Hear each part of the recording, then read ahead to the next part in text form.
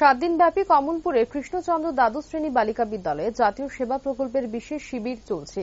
বুধবার ছিল উক্ত অনুষ্ঠানের পঞ্চম দিন। এদিনের অনুষ্ঠানে উপস্থিত ছিলেন কমলপুর নগর পঞ্চায়েতের vice chairman Subrata Majumdar, Kamalpur press club সম্পাদক সুপ্রিয় দত্ত, বিদ্যালয়ের প্রধান শিক্ষক সহ অন্যান্যরা। এদিন ছাত্রীদের সামনে নৈতিকতা বিষয়ে বক্তব্য রাখেন সমাজসেবক ইন্দ্রভূষণ গোয়ালা। 6 মে থেকে শুরু হওয়া এই বিশেষ শিবির চলবে 12 মে পর্যন্ত। 7 দিনব্যাপী এই সেবা প্রকল্পের শিবিরে বিভিন্ন সচেতনতামূলক এবং ছাত্রছাত্রীদের ন্যায় কর্তব্য পরায়ণতার বিষয়ে আলোচনা চক্র অনুষ্ঠিত হবে।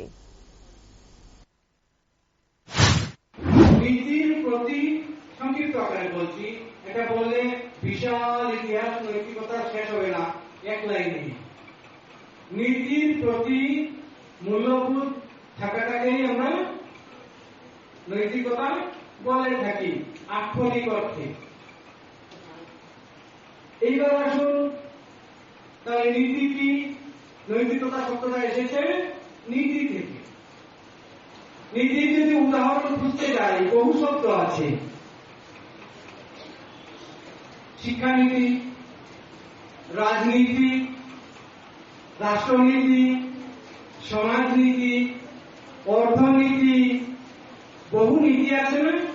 রণনীতি। কিন্তু আমাদের আলোচ্য বিষয় কোনটা?